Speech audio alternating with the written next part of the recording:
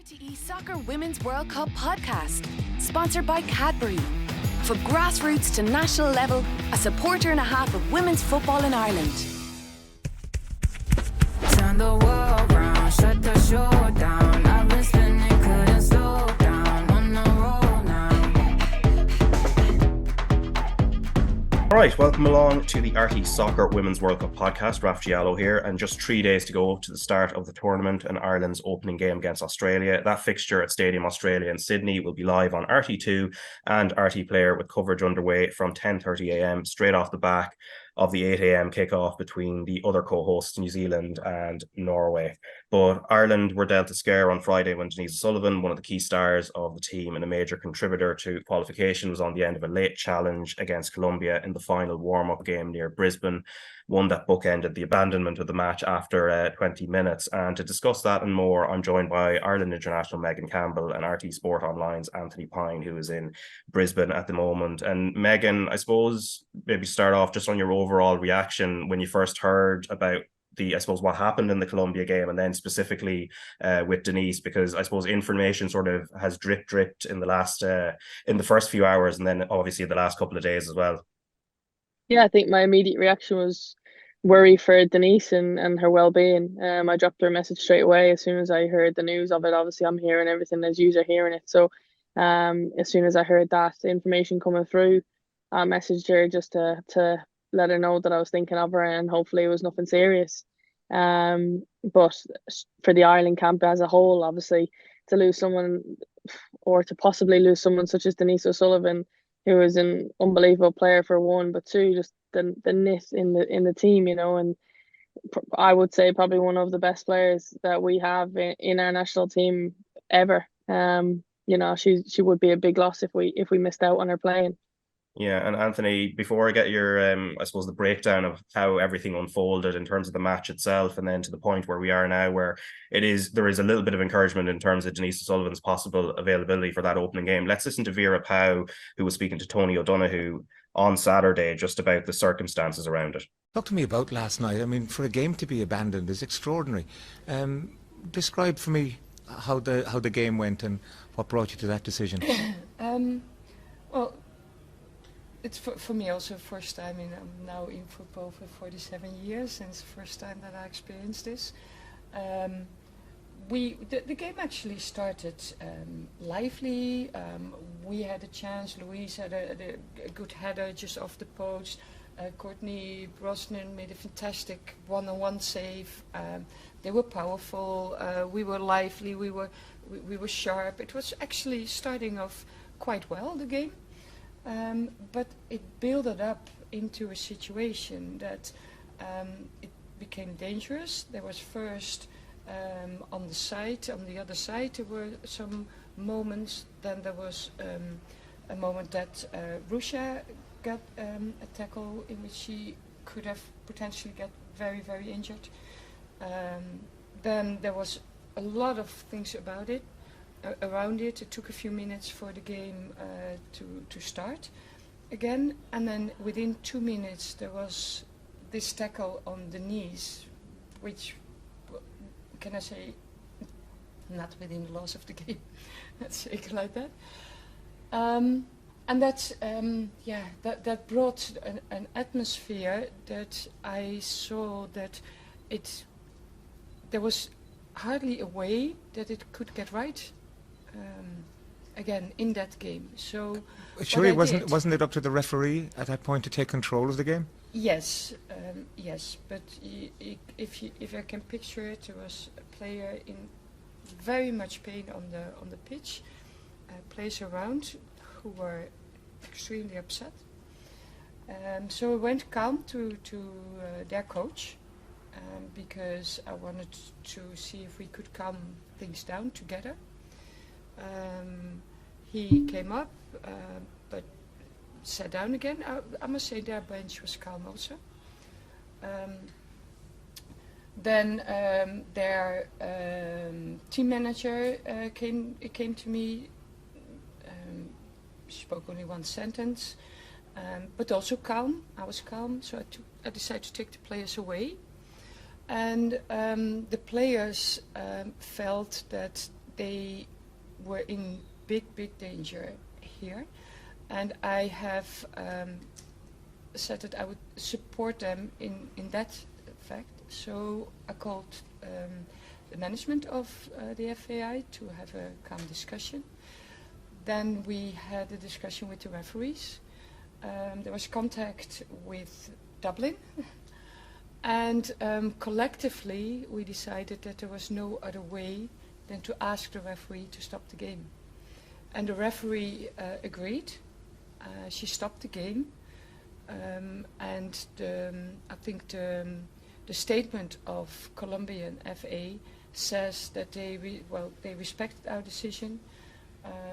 They did not try to convince us or anything. So the one sense with the coach, one sense with the team manager was there, and I think that that says that there was unfortunately no other way to protect the players. I've said before, whatever happens, I always protect players. I've done that my whole career, to the extent that it hurts myself. And that was now the decision also. I did not think about anything else than protecting the players, because after the build-up in the game and the way it went in the game, and I'm not going into details further than what I just said, is that it wouldn't get right. It wouldn't get right anymore. All right, so that is Ireland manager Vera Pauw speaking to Tony O'Donoghue on Saturday about what happened on Friday. And Anthony, this was supposed to be a warm-up to prepare for the Australia game, and generally, look, friendlies like that, they usually pass without incident, but clearly things, and you can look through maybe the couple of yellow cards that were given to Colombia players earlier on, and then the obviously the last tackle as well, things degenerated quite quickly, and not just within the game itself, but also a lot of things were said after as well. Okay, so the first thing, and Megan touched on it at the top of the podcast, is that, and this is the most important thing out of this whole situation, was we hope that Denise O'Sullivan recovers. She suffered a bad injury. That is really the only important thing out of all of this. Like, everything else is just, this became a bit of a circus and a distraction. I mean, just to give a brief timeline on all of this game on Friday, it wasn't even an official friendly. It was a behind closed doors game in Meakin Park, which is like it's not a stadium. It's not great. It's just a sort of training area. It's actually where Ireland have trained all week. We, as in the travelling media, were initially told that we couldn't attend the game because Colombia had an issue with it. They were a little bit afraid of tactics getting leaked, etc. Then there was a sort of agreement where we could attend it, but just not report on it, just to observe, just to watch the game, basically. So we travelled out to it. It was about 30 minutes from central Brisbane, where a lot of the journalists are staying. When we got there, we weren't allowed in. So we didn't actually see this game. And nobody has seen the full 20 minutes that were actually played. What we have seen is the tackle on Denise O'Sullivan, which was sort of released by Colombian media on Sunday. That came after Vera Pauw's comments on Saturday around, the behaviour of the Colombian players. There was also an FAI statement that said that the match was abandoned because of their over-physical approach. They dispute that. There was one of their players that was filmed speaking to their fans outside the ground. She said some sort of disparaging things about the Irish players. And so it became this sort of back and forth drama. The tackle on Denise was, I mean, it is important to note that, like, whatever people think about it, because there was a lot of, once that goes on social media, as we all know, it's a bit of a Wild West, Raf. Everybody weighs in, and people sort of suggest, oh, well, why did they walk off over this? Well, it wasn't just that. I mean, what we're told is that there were a number of tackles, and I think, like, Vera Pauw, as the manager, 6 days out from a World Cup season, fully entitled, if she believes any of those players are in danger of picking up another injury that will cost them playing at this tournament, then she's absolutely within her rights to pull them off the pitch.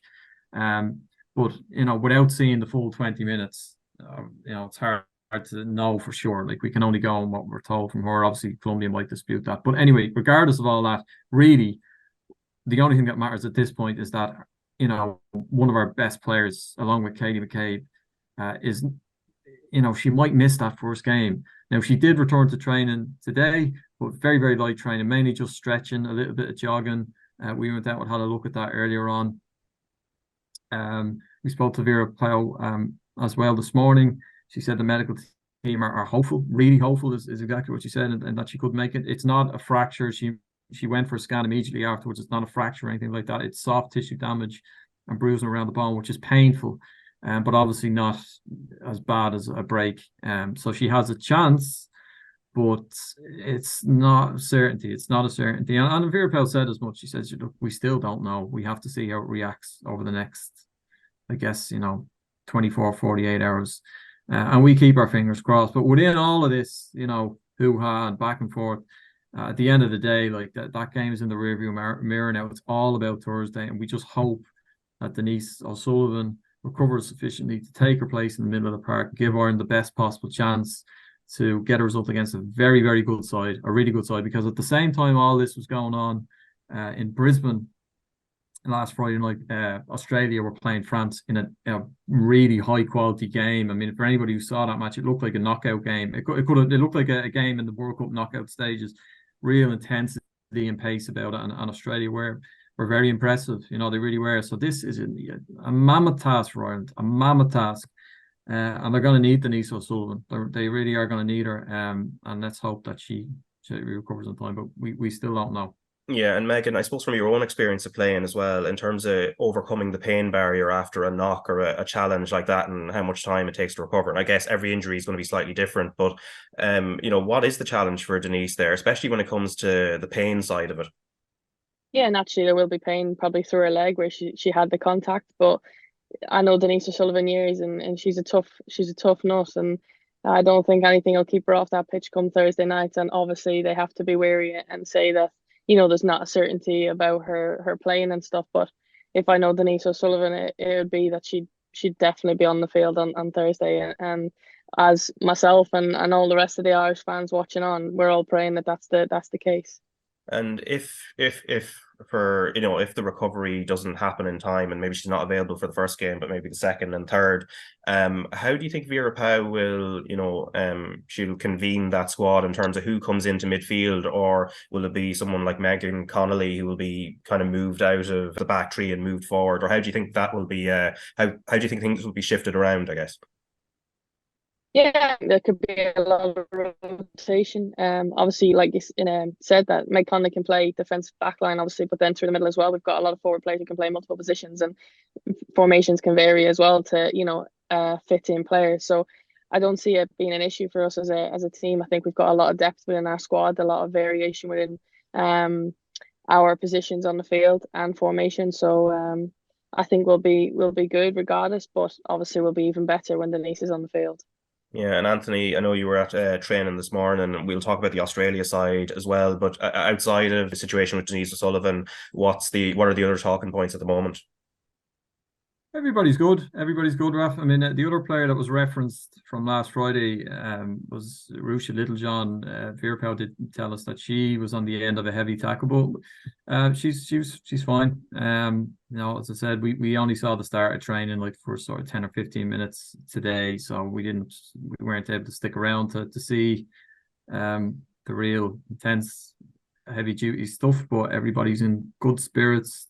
They've been walking around Brisbane here, getting coffees, killing time. They went out to see some koalas yesterday. I think they went to an animal sanctuary, and they're just really relaxed and excited, because this is the biggest game of their careers, the biggest game in the history of Irish women's football. 83,500 people in Sydney. It's like, I wouldn't say there's World Cup fever in Brisbane right now, Raf, but I think when we get to Sydney, you'll really start to feel it, like, because the diaspora there and a lot of fans traveling in. There's 4,000 fans traveling over here for this tournament, and that's obviously there's a huge Irish community in all these cities, but particularly Sydney.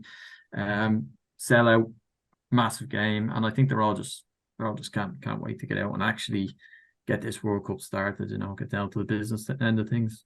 Yeah, and just in terms of Australia, Megan, and what they bring to the table, obviously they'll have the advantage and also the pressure at the same time of being one of the co-hosts, and they're in reasonable form heading into the tournament. I mean, on the day that Ireland were playing Colombia, they were beating France in their own final warm-up game, and it's, what is it now, 9 wins in 10 since October 2022, and along the way beating England, Spain and Sweden. And obviously there's going to be a lot of focus on Sam Kerr. So I suppose, just how daunting a task is it for Ireland when you look at what Australia has to offer? Yeah, definitely. I think they're going to be a team that probably people wouldn't look to them and say, okay, you're like not a favorite, but you're one of the teams that could be in contention to win the World Cup. But I think being on home soil, obviously having the home crowd behind you, and it being such a massive occasion for them as a national team to be able to play in front of their home fans for the first time in such a major competition. I know from I've watched their documentary on the progress leading into the World Cup, and they're all, wanting to bring the trophy back, to win a trophy on home soil. So, that in itself is obviously a positive thing for them, but then it can also go the other way and be, quite a distraction, because you can get caught up in the moment. I mean, we've seen England in the home Euros. I think they didn't have their best game in their opening game. So you never know actually how teams will play out, especially with the stress and the anxiety of playing in front of your home fans. But as Ireland, we've got nothing to lose, and I know all the girls are relishing the opportunity to come out and play. And I know there's a lot of Irish fans down there, like we've just alluded to. But I think people are saying, "Oh, it'll be hard to see all the Irish fans probably within the crowd." But in my opinion, I think there'll be nearly 50-50. And there's a lot of Irish who have emigrated out and are living down under. So it's going to be an amazing occasion and a great opportunity for the girls to be able to play on a massive stage and perform to the best of their abilities and on the biggest stage.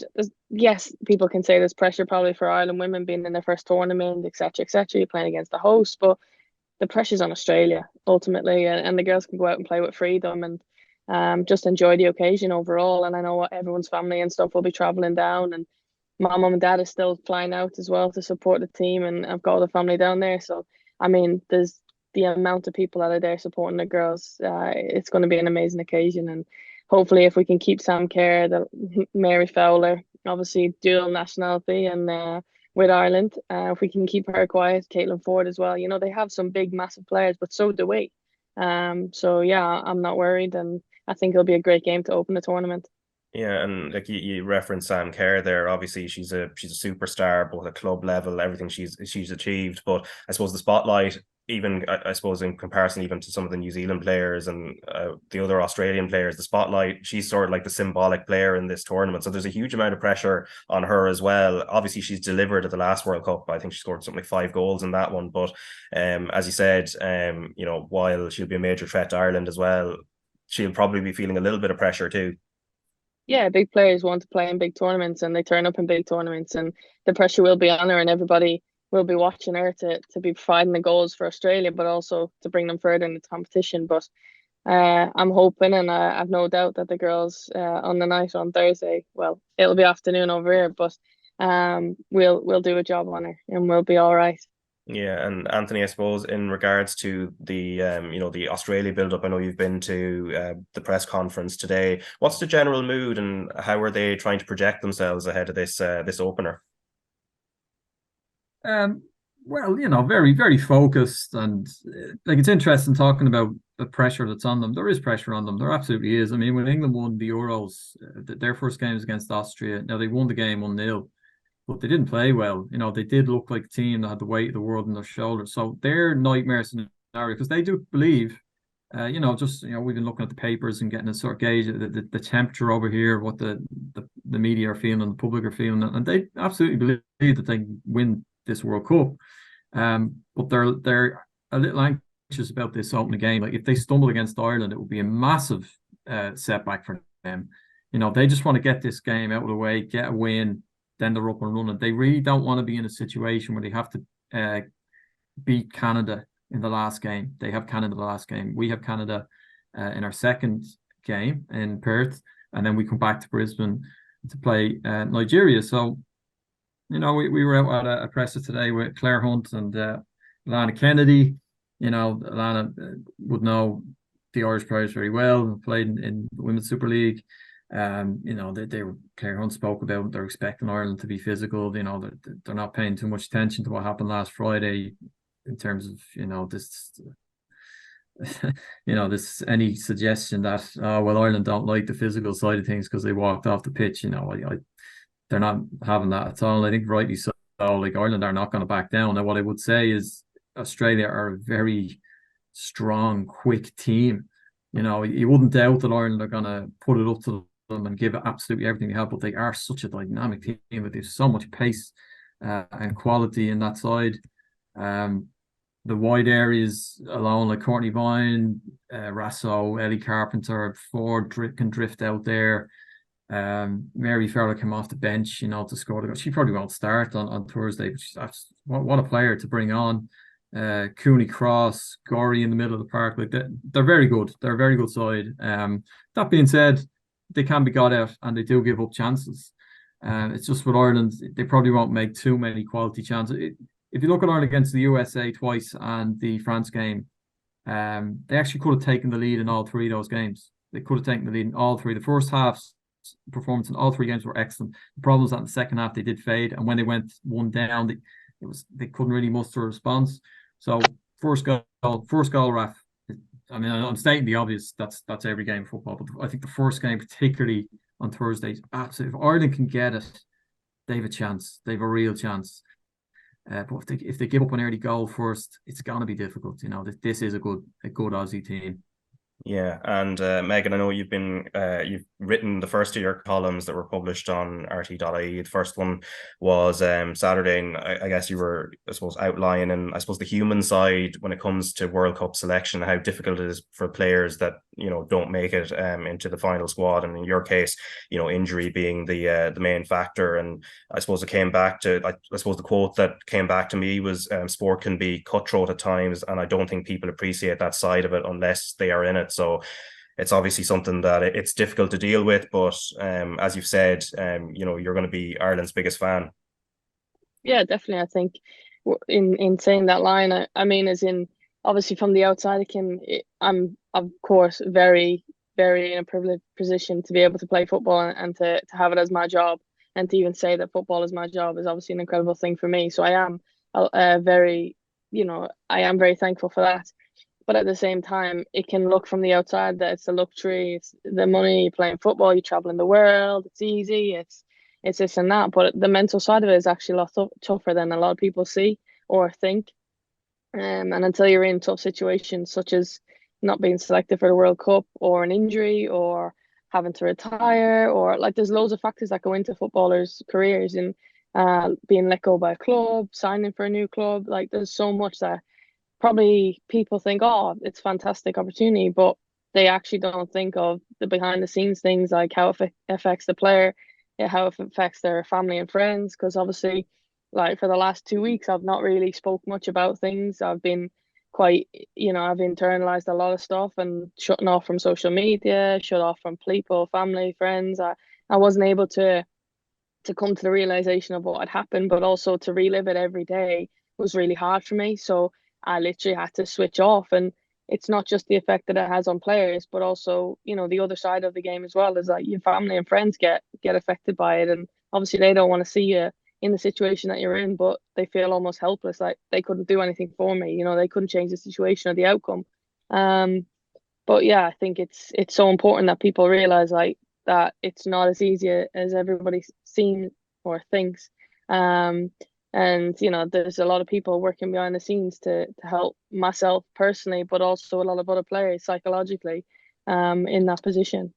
Yeah, for sure. But it was a really brilliant piece, and obviously looking forward to the next one that comes along the line as well. Thank you. But that is it for today's podcast. We're gonna, as I said, it's going to be a daily podcast. So it's going to be another one tomorrow. So Megan, thanks a million for your time, and Anthony, I think it's good night. Is it? I think at this stage, I don't think good evening really suffices anymore. I know you're in a completely different time zone to what I am right now. It's 9:15. I should have my arm full of watches at this stage. It's your head to be all over the place. But yeah, thanks, Raf. It's 9:15 over here. Pitch black at 6:00 because we're in the Australian winter and actually a little bit chilly. But no. Have you adjusted yet? Just only getting there, Megan. Only getting there. Right. We're chatting to some of the players. I think even some of the players like are only maybe they're longer than us, but it takes a bit of time, you know, to fully come around. But I think we're starting to get there now. Yeah, until you have to do the Sydney to Perth and then Perth back to the East Coast again. And then the same problems. But anyway, Anthony, best of luck. And Megan, thanks for your time as well. Thank you both. Turn the world round, shut the show down. I've been spinning, couldn't slow down. On the roll now.